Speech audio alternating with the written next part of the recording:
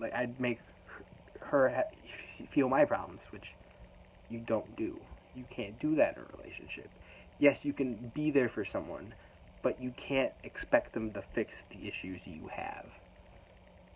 And that's scary. It's a scary thought. It's a really scary thought. But we keep going, and I just, throughout this time I start college, I feel more and more alone. Because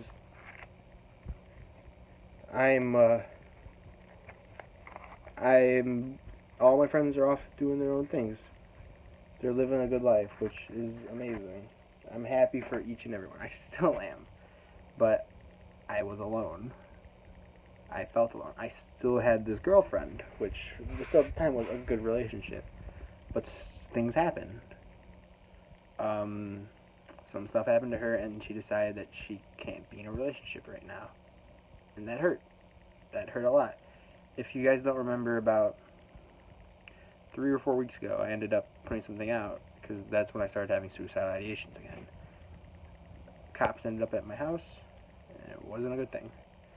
I was in Minnesota at the time, and I was drinking my problems away. I was drinking and smoking a lot, and it was bad. So when I got back, I decided I need help, because I also self-harmed.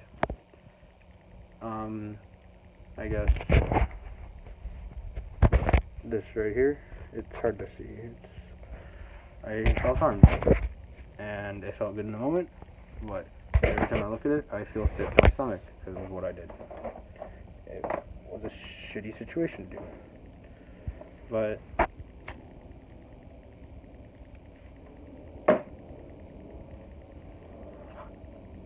nothing worse than getting fucking smoke in your eye. But yeah, so during that time, me and this girl, we still talked, because I still generally cared about her. I still do now, don't get me wrong, I still care about this girl. I want her to have everything in life possible, because she was, and still is, a great person. And because of this, I didn't know how to be an ex-boyfriend. I was still clingy. I was still codependent, even though we were not together anymore. And I've always had that problem with codependency, because if I can take your problems and make them my own, my real issues never came up. Never. And it felt like I didn't have them. But because of that, I drove her away, and we officially ended things. And just that mixture of feeling so alone and realizing feeling like I had no one, I attempted suicide. I decided to take a bottle of medication that was prescribed, and I took the whole bottle. Looking back at it now, it was a dumb decision. Well, two things. Dumb for what I tried to do, and then realizing that medication wasn't going to do anything but, like, fuck up my liver a bit. But, that night, I put that tweet out. My dad caught me, and I went to the emergency room. First hour of the emergency room, I was pissed. I was mad that I got caught, and I wanted to be dead.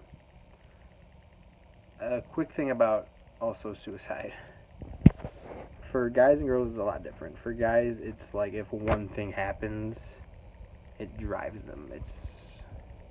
I can't think of the word right now. I've said it so many fucking times. But, like, it's almost like instinctive. You're like, this happened, now I'm going to do this. For women, it's more different. It's more like they have this and they've come to terms with it. For me, I felt numb, and I was like, this will end these thoughts. And that's what I try to do. And because of that, I ended up in the hospital. And again, the first hour, I was pissed. Didn't want to be there.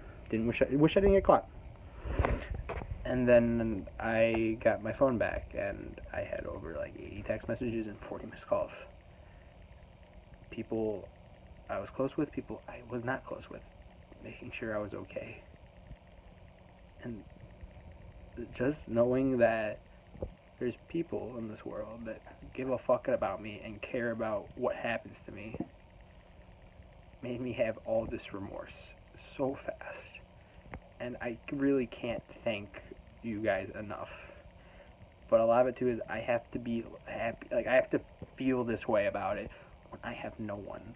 When I'm by myself and I'm alone, I need to be able to know I can't do these things. I can't do that to people. I can't.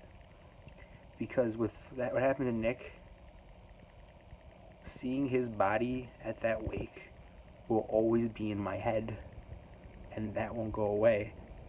And knowing that that could impact someone else the same way it impacted me, I just can't think of that anymore. I have to move on. So where we are today, I went to inpatient. I have gotten out today. I was there about 3 days. It was a pretty shitty place. I have other steps to go back to another program that I know that can help me, and I'm seeing my therapist once a week right now to try to help me get through these problems. I figured, since I've always been open with this kind of stuff, I'd make this.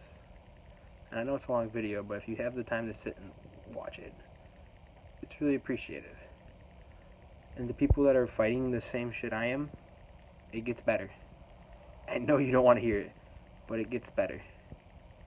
You will find a purpose, and life will get better. And it might seem like it'll take forever to get to that point, but you will. Hell, I've been battling this for almost 5 years now, and I'm starting to see that light at the end of the tunnel. If you've watched the whole video, thank you. If you watched part of it, thank you. I'm gonna get better. I'm doing this for me and only me, so I can live the life that people want me to live. And I know I used to say, if you're scared that you can't talk to anybody, come to me. At this point, I can't. I really need to focus on myself. But there are so many different sources you can get help from. If you want to know the place I went to, it's Alexian Brothers in Hoffman Estates. They have a wonderful PHP program where you can go and get help for anxiety, depression, CD, chemical dependency, self-harm, eating disorders, all of that. And it's a great program. If you need help finding that, just text me, let me know. But thank you for whoever listened to all of this, and I really appreciate it. I'll talk to you when I talk to you. See ya.